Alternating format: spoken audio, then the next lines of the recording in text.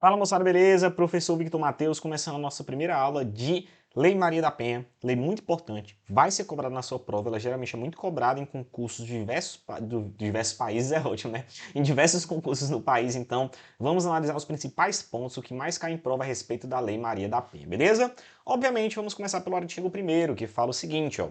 Esta lei cria mecanismos para coibir e prevenir a violência doméstica e familiar contra a mulher, nos termos do parágrafo 8º do artigo 226 da Constituição Federal. Então você percebe que existe um mandamento constitucional para ser criada uma lei basicamente para prevenir a violência doméstica, né? Então já existe um mandamento constitucional. Além da Convenção sobre a Eliminação de Todas as Formas de Violência contra a Mulher, Convenção Interamericana de Prevenir, Punir e Erradicar a Violência contra a Mulher e outros tratados internacionais ratificados pelo Brasil. Então, lembra, moçada, que além do mandamento constitucional, existem outros tratados e regras e convenções que tratam dessa hipótese da Lei Maria da Penha, né? O nome da Lei Maria da Penha, na verdade, é um apelido em homenagem, na verdade, a Maria da Penha, que foi vítima de violência doméstica, e a partir dela houve todo um movimento para a criação da lei, beleza? Mas é a Lei 11.340 de 2006. Tranquilo?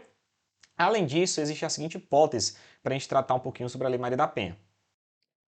Dispõe sobre a criação de juizados de violência doméstica e familiar contra a mulher e estabelece medidas de assistência e proteção à mulher em situação de violência doméstica e familiar. Então, todos esses pontos, moçada, são as diretrizes da lei. O que é que ela vai trazer? Basicamente, a gente vai falar de cada um desses pontos, a modalidade de violência, o que é esse tal de juizado de violência doméstica e familiar, se ele tem caráter penal, civil, se é os dois. A gente vai falar sobre isso aí. Beleza? Lembrando, moçada, que Lei Maria da Penha, como eu já disse para vocês, é meramente um apelido da Lei 11.340, que tem a finalidade de coibir a violência doméstica e familiar contra a mulher. Beleza? Olha o que ele fala no artigo 5º, moçada. Ó, para efeitos desta lei, configura violência doméstica e familiar contra a mulher qualquer ação ou omissão baseada no gênero que lhe cause morte, lesão, sofrimento físico. Isso é bem interessante porque ó, ele traz, quando a gente fala de violência, moçada, geralmente te lembra de violência física, né? Seja uma lesão, seja uma morte ou sofrimento físico, mas a Lei Maria da Penha, moçada, ela traz outras modalidades de uma espécie de violência, como uma espécie de violência sexual, psicológica e até mesmo dano moral ou até mesmo dano patrimonial em razão do gênero. Então, as espécies de violência da Lei Maria da Penha é algo bem amplo que vai ser cobrado para você, beleza? Bora ver um pouquinho mais sobre o que ele fala. Inciso 1. No âmbito da violência doméstica, compreendida como espaço de convívio permanente de pessoas, com ou sem vínculo familiar, inclusive as esporadicamente agregadas. Isso que você deve analisar o quê? Ó? Unidade doméstica, moçada, são pessoas que vivem ou convivem, na verdade, em um local, independentemente de ser com vínculo familiar ou sem ou com vínculo familiar. E lembra do detalhe, moçada, até as pessoas que estão lá de maneira agregada, às vezes uma pessoa que vem, um namorado, uma namorada que vem para o local e fica lá durante um tempo, se praticar uma violência lá contra a mulher em razão do gênero dela, vai encaixar em violência doméstica, beleza? Isso é muito importante. Então lembra que pessoas que esporadicamente ficam lá na casa, mas para conviver, também se encaixa em violência doméstica caso as pratiquem. No âmbito da família, compreendido como comunidade formada por indivíduos que são ou se consideram aparentados. Então, ou têm um parentesco mesmo, ou então se consideram parentes, né, como os irmãos de criação, não existe nessa modalidade? Ele fala assim, ó, laços naturais, por afinidade ou por vontade expressa. Então, um homem e uma mulher que moram juntos, se amancebaram, né, moram juntos também, seria considerada no âmbito da família, beleza? E qualquer relação íntima de afeto na qual o agressor conviva ou tenha convivido com a ofendida, independentemente de coabitação. Isso é muito importante, moçada, porque ó, não é necessário a coabitação. O que seria coabitação? Estar junto, estar morando junto, para configurar a violência doméstica e familiar contra a mulher. Por quê, moçada? A coabitação é a pessoa morar junto, mas às vezes o cara se separou, não está mais morando com a mulher e praticam violência contra ela. Eles coabitaram, eles moraram junto ou têm uma relação íntima de afeto ou tinham uma relação de afeto e acabam cometendo uma violência. Então isso vai ser considerado também violência para a Lei Maria da Penha, beleza? Bora continuar e ver o que é que ele fala aqui, ó. Quais são as modalidades de violência e como é que a gente faz para analisar isso aqui, moçada? Ó, lembrando que eu já falei para vocês desse detalhe, né, a questão da unidade de violência, também falei do que seria unidade doméstica, que é pessoas que convivem de maneira permanente com ou sem vínculo familiar. Lembra disso aqui, ó. Unidade de violência doméstica ou unidade doméstica, as pessoas vão conviver naquele local de maneira permanente, mas não necessita de vínculo familiar. Às vezes uma pessoa que é agregada na casa também é considerada nessa hipótese aí, beleza? No âmbito da família, que seriam pessoas que têm parentes, são parentes, nem precisa morar junto no mesmo local, mas tem essa questão de parentesco, seja natural ou por afinidade. E por último, qualquer relação íntima de afeto, que seriam pessoas que coabitaram ou não coabitaram, isso não importa, mas tem que ter uma relação de afeto. Então, essa espécie de violência, moçada, traz essas três modalidades. Pessoas que moram no mesmo local, unidade doméstica, mesmo que seja agregado por algo temporário. Unidade familiar, que são pessoas que se consideram ou são mesmo de fato parentes. E relação íntima de afeto, que é uma coisa muito subjetiva, né? E lembrando que não precisam as pessoas se conviverem junto nessa última modalidade, beleza?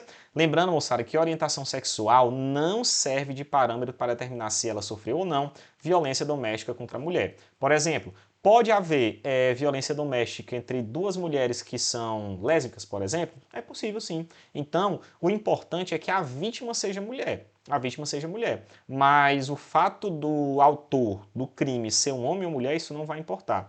Precisa se encaixar nessas três modalidades: unidade doméstica, relação íntima de afeto ou então unidade de família, beleza? Precisa encaixar nessas hipóteses, mas não precisa ser um gênero específico o sujeito ativo. Tem que ser mulher, obviamente, mas o sujeito ativo pode ser um homem ou uma mulher, beleza? Lembrando que a lei considera a violência doméstica contra a mulher como uma violação de direitos humanos, cara, isso é muito importante, porque vai cair na sua prova com toda certeza, beleza? Professor, quais são as formas e as modalidades de violência doméstica contra a mulher? Cara, isso aqui cai muito em prova. E eles cobram basicamente confundindo você o que é violência física, o que é violência psicológica. E no próprio material de vocês, no material em PDF, eu coloquei também para você diferenciar. E eu vou explicar para vocês cada um, obviamente, mas as palavras-chave são o efeito, a modalidade para você entender. Esse artigo 7 muito provavelmente vai cair na sua prova, muito provavelmente mesmo. Então, é importante que você saiba identificar se é a violência física, se ela é violência psicológica, se é sexual, se é violência moral, enfim, a gente vai analisar cada uma dessas hipóteses. A violência física é a mais fácil, que é aquela que ofende a sua integridade ou a saúde corporal. Violência física, moçada, tem que ter contato físico, é um tapa, um chute, um murro. Isso seria ofender a integridade física e corporal da mulher. Então, violência física é mais fácil, né? Então, lembra desse detalhe aqui, tem que ter o contato físico, viu? Precisa do contato físico, beleza? O que é que seria violência psicológica? Cara, violência psicológica é aquele dano emocional ou diminuição de autoestima que prejudica ou perturbe o pleno desenvolvimento que visa degradar e controlar suas ações, comportamentos, crenças e decisões, mediante ameaça, constrangimento, humilhação, manipulação, isolamento, vigilância constante, perseguição, chantagem, violação da sua intimidade, ridicularização, exploração, limitação do direito de vir ou qualquer outro meio que cause prejuízo à saúde psicológica. É bem importante, moçada, você observar essa violência psicológica, por quê? Porque às vezes a violência psicológica ela é muito confundida com a violência moral, mas já a gente vai falar isso aí. O que é que seria violência psicológica? O cara fica perseguindo a mulher, fica fazendo uma espécie de ameaça sei lá, a manipulá-la, humilhá-la mesmo em casa, vai lá e fala que ela não presta pra nada, ela só serve pra isso, ela é uma inútil, não sei o que, não sei o que. Isso seria uma violência psicológica, porque não tem contato físico, mas de fato ele acaba menosprezando aquela mulher ou de certa forma isolando ela da sociedade. Ah, você não vai sair de casa, você não vai ter carteira de motorista, você não vai poder ir para trabalhar. Tudo isso são espécies de violências psicológicas que é tratado em relação à mulher. Uma chantagem também seria, então é importante você saber o que é violência psicológica e diferenciá-la da violência moral que a gente vai falar já já para vocês, beleza? A violência sexual ela é bem fácil de você entender. Nada mais é, moçada, quando a pessoa de fato obriga a ter uma relação sexual não desejada. Então, como se a mulher fosse uma obrigação de satisfazer o homem ou satisfazer o seu companheiro. Então, a violência sexual seria como se o homem de fato obrigasse a mulher a manter uma relação sexual. Lembrando que se tiver violência ou grave ameaça, encaixaria no crime de estupro, viu? Saiba que é possível, obviamente, ter um crime de estupro entre pessoas que são casadas, é possível. A mulher não é obrigada a ter relação sexual a hora que ela quiser, então, se por acaso o cara bate, violenta para praticar o ato sexual, encaixaria com toda certeza no crime de estupro, beleza? Ele até traz outras definições aqui, ó. Mediante intimidação, o cara obriga a mulher a ter uma relação sexual por intimidação, ameaça, coação, até mesmo uso de força, podendo entrar até no crime de estupro. Também, cara, o detalhe que cai muito em prova é o quê? O que induz a comercializar ou utilizar de qualquer modo a sua sexualidade, que impeça de usar qualquer método contraceptivo ou force ao matrimônio, à gravidez, ao aborto, à prostituição, ou mediante coação, chantagem e suborno que limite ou anule o exercício dos direitos sexuais e reprodutivos. Às vezes um namorado é uma namorada que obriga, por exemplo, a mulher, eu quero ter uma relação sexual, você e outra pessoa. O cara obriga, chantageia, faz de tudo, isso é chamado de violência sexual. Então o cara tem uma amiga e obriga ela a se prostituir, isso seria também uma espécie de violência sexual, porque relação íntima de afeto não necessariamente vai ser uma relação amorosa de fato, né? Pode ser uma relação, uma paixão, sei lá, algo desse tipo. Então, lembra que violência sexual o cara utiliza às vezes de chantagem, intimidação, perseguição para com o fim sexual, beleza? Lembra sempre desse detalhe aí, tranquilo? O que seria a violência patrimonial? Qualquer conduta que configure retenção, subtração, destruição total ou parcial de seus objetos, instrumentos de trabalho, documentos pessoais, bens, valores, direitos e recursos econômicos, incluindo destinados a satisfazer necessidades pessoais. Então o cara, através de intimidação, a mulher obriga a mulher a pagar contas que ela não deveria pagar, toma o dinheiro dela, limita o dinheiro dela, toma os cartões de crédito para ela não ter acesso ao seu dinheiro, então isso seria a violência patrimonial. Lembrando que isso pode encaixar em outros crimes também, como um roubo, um furto, algo do tipo. O furto é mais complicado porque o furto não há furto de acordo com o artigo 183 do Código Penal, 181, na verdade, do Código Penal, que traz a hipótese de escusa absolutória, mas teoricamente seria isso, beleza? E violência moral é só você lembrar dessas palavras aqui, ó. Calúnia, difamação e injúria, cara. Para você diferenciar, eles adoram colocar violência moral com a definição de violência psicológica, viu? Eles adoram trocar na prova. Bota violência moral como se fosse a violência psicológica. Lembra, violência psicológica é aquilo que a gente falou. Moral é o quê? Calúnia, difamação e injúria. Então, se você vê calúnia, difamação e injúria, você já nasce e já coloca como violência moral, beleza? Isso pode cair na sua prova do seu concurso, tranquilo? Bora pra frente. Artigo 9. Então, moçada, só para encerrar esse assunto básico, lembra que você precisa saber o que são as modalidades de violência da Lei Maria da Penha, tranquilo? Olha o que ele fala no artigo 9. A assistência à mulher em situação de violência doméstica será prestada de forma articulada e conforme os princípios e diretrizes da Lei Orgânica de Assistência Social, do SUS, Sistema de Segurança Pública, entre outras normas, e emergencialmente quando for o caso. Parágrafo 1º. O juiz determinará o prazo certo, a inclusão da mulher em situação de violência doméstica e familiar no cadastro de programas assistenciais do governo estadual e municipal. Então essa lei ela traz uma espécie de suporte mesmo para a mulher que foi vítima de violência doméstica. Porque muitas vezes essas mulheres às vezes não têm nem onde morar, às vezes de fato não tem onde viver e o governo tem que dar essa assistência, porque senão ela fica dependente do cara, né? Então seria essa espécie de assistência mesmo, beleza? Além disso, ele traz o seguinte, ó, o juiz assegurará a mulher em situação de violência doméstica para preservar sua identidade física e psicológica. Olha o que ele fala aqui, ó. Acesso prioritário à remoção quando for servidora pública integrante da administração direta e indireta. O que seria isso? A mulher, ela trabalha em um país, ela trabalha no Brasil, ela é uma servidora federal e ela mora, por exemplo, em um estado. E ela conheceu um cara lá e o cara praticou violência doméstica contra ela. E ela quer sair de lá, só que ela não pode largar o trabalho, obviamente. O juiz, moçada, vai garantir uma prioridade para ela ser removida. Ela vai sair do Ceará, por exemplo, para morar em São Paulo. É uma possibilidade, porque ela quer se afastar daquela pessoa que constantemente a ameaça e pratica violência moral ou violência psicológica. Então, se ela for uma servidora, o juiz vai garantir essa remoção, beleza? Ele vai garantir para que ela não tenha que viver aquela situação.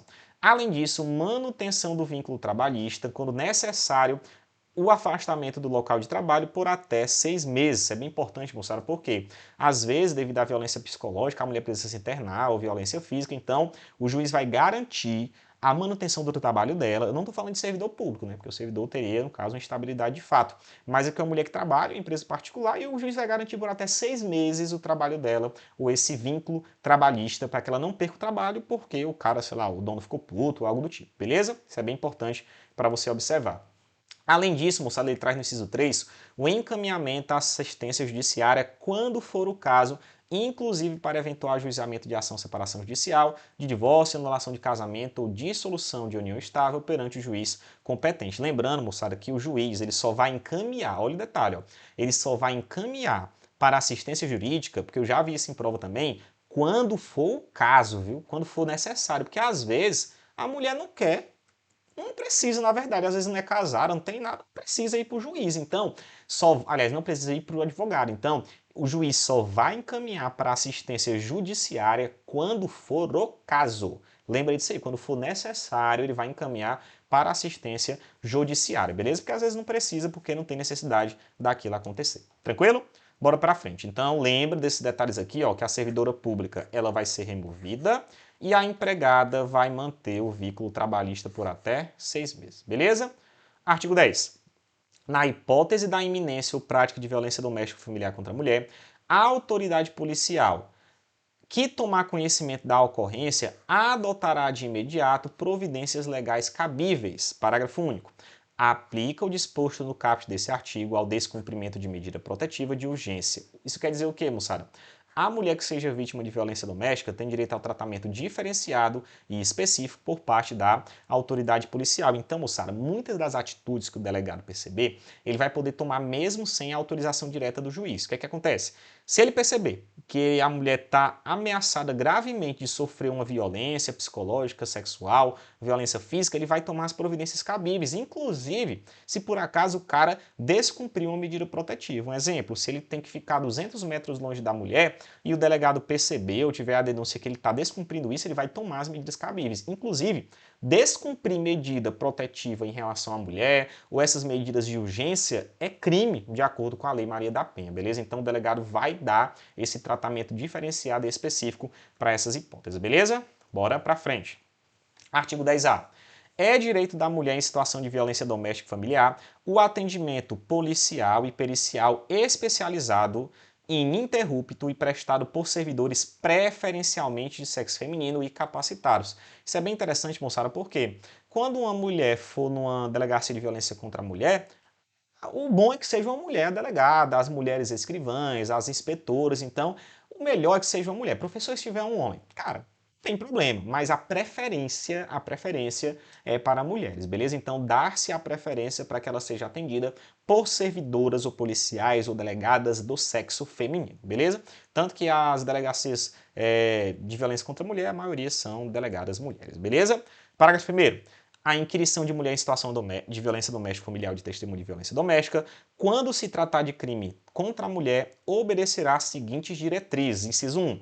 Salvaguarda da integridade física, psíquica e emocional, considerar a sua condição peculiar de pessoa em situação de violência doméstica e familiar. Esse aqui que é importante, Carol. Inciso 2. Garantia que em nenhum momento a mulher em situação de violência doméstica familiar e de testemunhas terão contato direto com o investigado, suspeitos e pessoas a ele relacionadas. Isso é muito importante, moçada. Sabe por quê? A mulher que ela foi vítima de violência doméstica, ela não é para ficar tendo contato com o cara, não, meu irmão. Como é que ela vai ficar tendo contato com o agressor? Antigamente, cara, eu lembro que antes da Lei Maria da Penha, se colocava um do lado do outro.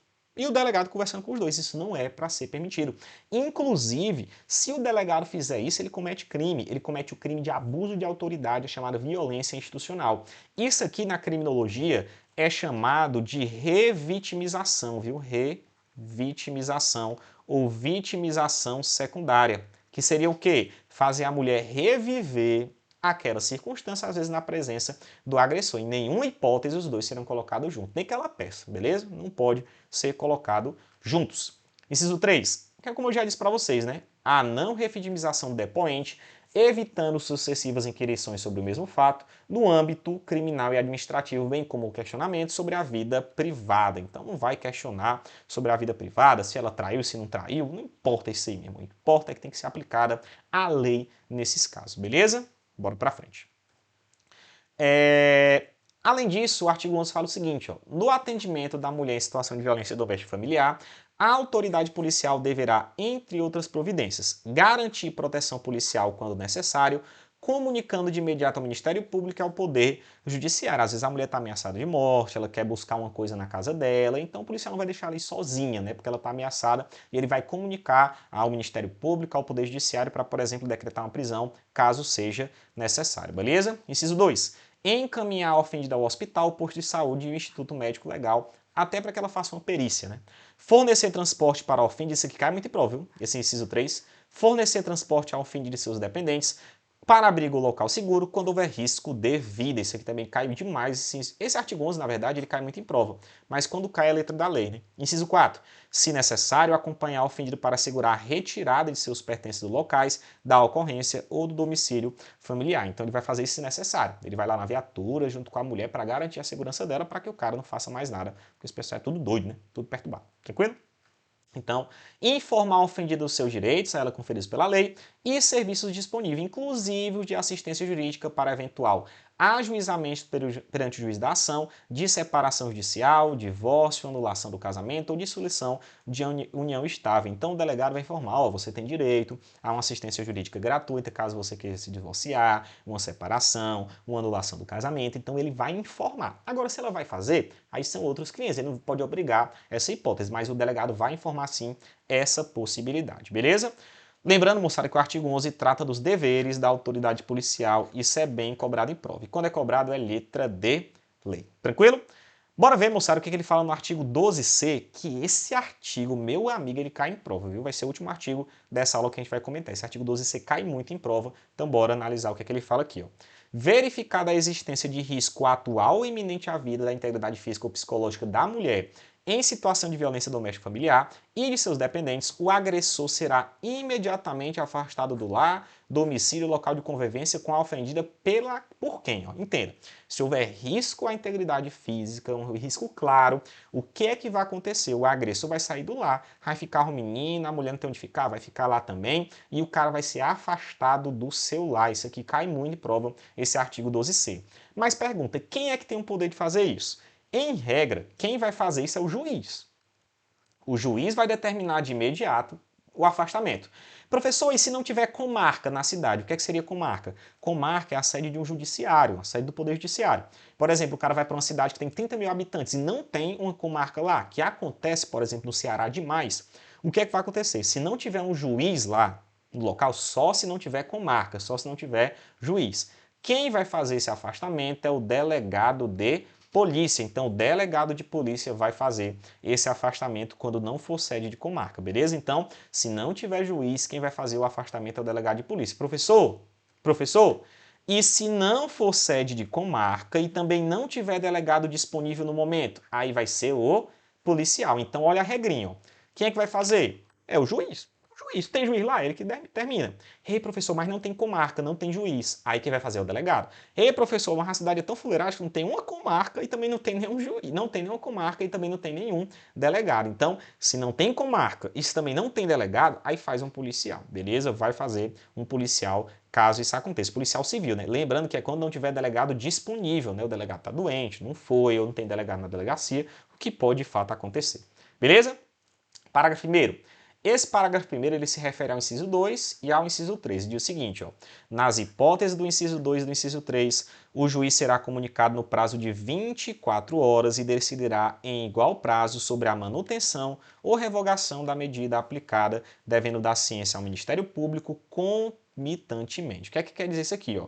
O juiz será comunicado da decisão em 24 horas. Isso quer dizer o quê? Caso o delegado ou caso policial determine esse afastamento, que ele pode fazer isso, comunica-se ao juiz dentro do prazo de 24 horas.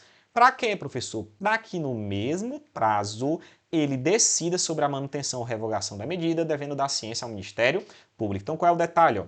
Juiz determina essa medida. Se não tiver juiz, vai ser o delegado. Se não tiver juiz nem delegado, vai ser o policial.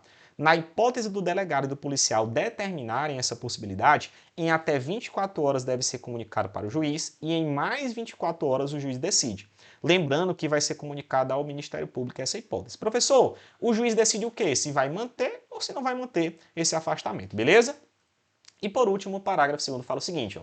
Nos casos de risco à integridade física da ofendida e à efetiva medida protetiva de urgência, não será concedida liberdade provisória ao preso. Então, se por acaso o juiz perceber que se o cara ficar em liberdade, ele vai de fato cometer algum crime pior, então ele não concede essa liberdade provisória, beleza? Lei Maria da Penha com certeza vai cair na sua prova, tranquilo? Tamo junto, valeu? É nóis.